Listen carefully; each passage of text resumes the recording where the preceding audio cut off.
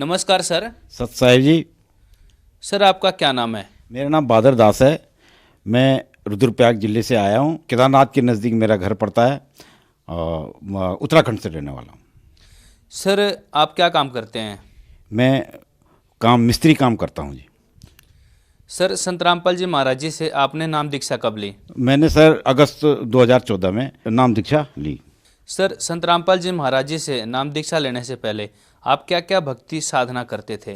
मैं संत रामपाल जी महाराज की से नाम दीक्षा लेने से पहले मैं शंकर भगवान, देवी देवता और नरसिंह, भैरव आदि देवताओं में फंसा हुआ था। इन देवताओं की साधना करता था। दुर्गा की मैं बचपन से, शादी से पहले मैंने दुर्गा की बहुत भक्ति करी और कम से कम 5 साल मैंने जो है दुर्गा के मंदिर में कंटिन्यूस 4 बजे अपने नित्य नियम के आधार पर जो है नहा धो करके वहाँ पर मैं मैक लगाता था और दुर्गा की आरतियाँ लगाता था और कई सालों से तक मैंने वो भक्ति करी। केदारनाथ में भी मजदूरी भी करता था, वहाँ भक्ति भी करता था और कई सालों तक केदारनाथ में रहा।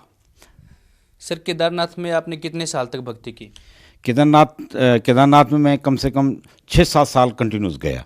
जब केदारनाथ में त्रासदी आई उसके बाद हमारी तुरंत पट खुलने से पहले ही वहाँ ड्यूटी लग गई। किसी ठेकेदार के साथ हम चले गए।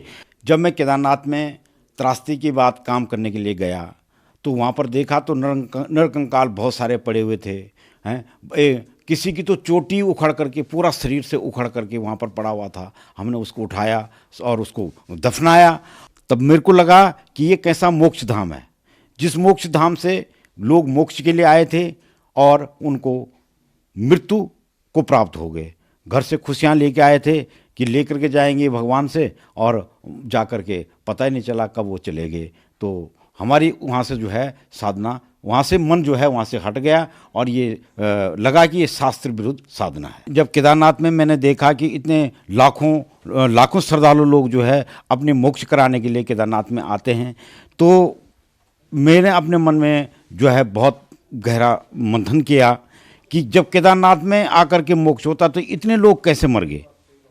तो इस विचार से जो है तो मैंने अपने मन को बनाया कि ये साधना जो है ठीक नहीं है, ये साधना ठीक नहीं है। और जो भक्त लोग बेचारे छोटे बड़े बूढ़े बेचारे वहाँ पर मर गए हैं और मोक्ष के लिए आए थे तो मर गए। तो इस कारण से जो है वो मेरा मन वहाँ से जो है हट गया। सर अभी आपने बताया कि आप उत्तराखंड के देवी देवताओं की पूजा करते थे, आप ब्रह्मा विष्णु महेश की पूजा करते थे, आप देवी की पूजा करते थे, फिर आप केदार धाम में काम भी करते थे और वहाँ पे आप पूजा भी करते थे। ये सब पूजा करने से आपको क्या कोई लाभ हुआ?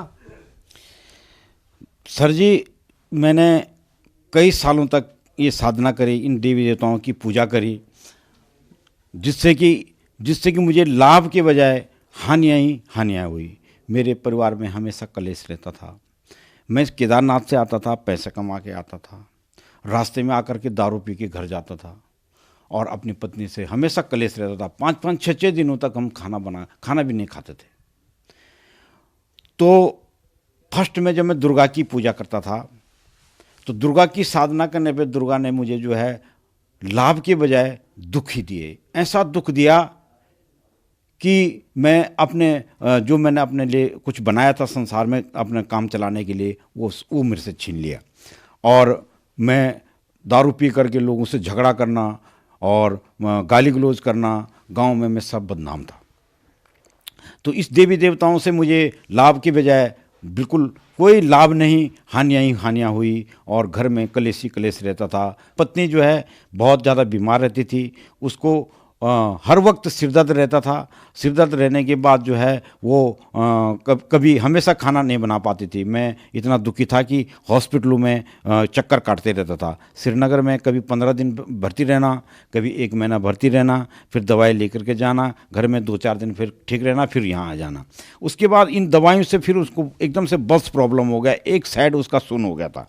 जिस सुन होने से जो है फिर हम गांव में अपने देवी देवताओं पे आश्रित हो गए कि भाई ये देवी देवता हमारे ऊपर लगे होंगे। नरसिंह, भैरव, उसकी पूजा करी।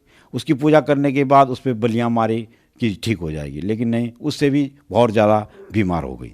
फिर फिर हॉस्पिटल आए, हॉस्पिटल में भी 1 साल तक इलाज चला।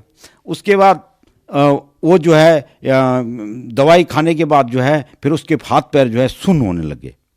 अब सुन्न होने लगे तो उससे जो है हमारे जो है परिवार की स्थिति बहुत ख़राब हो गई। सर, आपके उत्तराखंड में एक और प्रथा बहुत ही प्रचलित है, जैसे कि भी आपने बताया कि हम सुख प्राप्ति के लिए देवी देवताओं को बकरी आदि जीव जंतुओं की बलि देते हैं।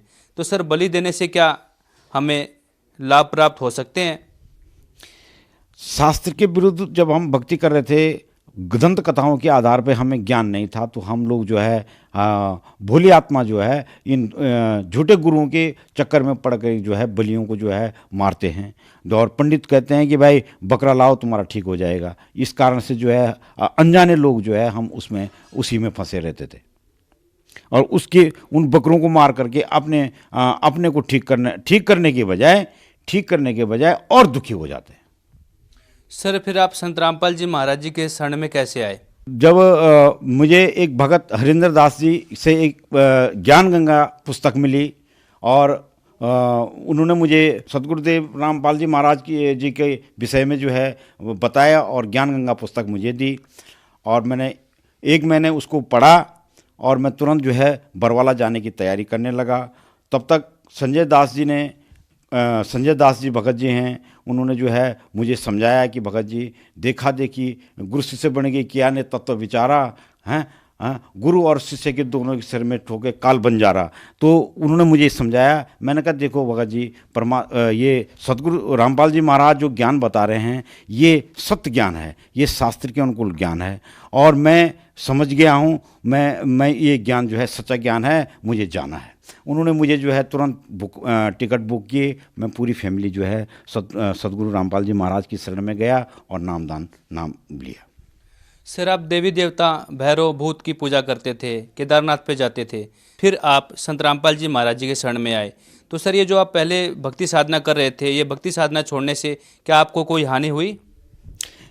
नहीं जी, मुझे ये भक्ति साधना छोड़ने से हानि कुछ नहीं हुई।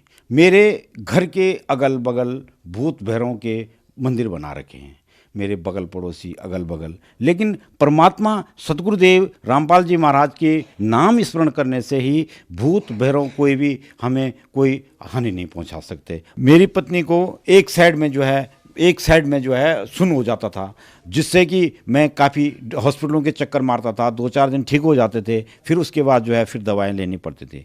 ऐसे करते मैं कई 3-4 साल तक जो है दवाइयों के चक्करों में पड़ता रहा। लेकिन जब परमात्मा की शरण में आया तो परमात्मा की नामदान लेने के बाद जगत गुरु तत्वदर्शी संत रामपाल जी महाराज जी की कृपा से मेरी पत्नी की एक साइड की बीमारी जिस दिन नामदान लिया उसी दिन से ख़त्म हो गई और तब से अब तक हम दवाई कुछ नहीं लेते।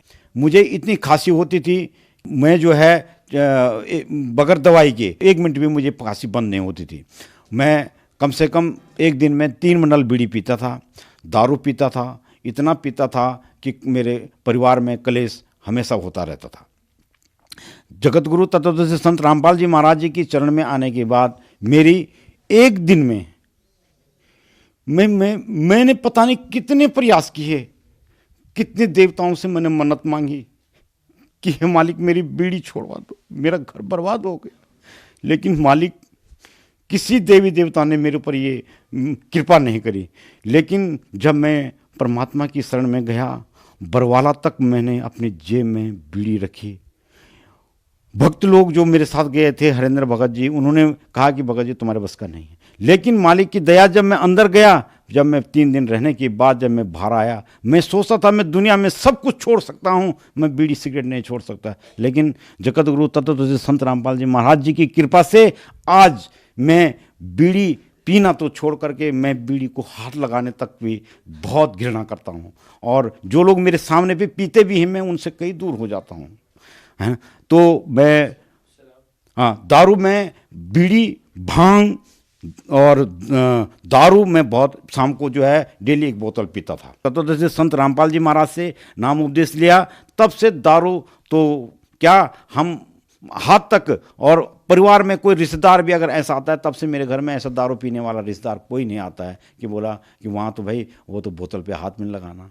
तो भाई तो परमात्मा की कृपा से जो है आज मैं नशा मुक्त हूँ। सर, संत रामपाल जी महाराज जी से आपने जब नाम दीक्षा ली, नाम दीक्षा लेने के बाद आपका नशा छूट गया, सर ये कैसे संभव हुआ?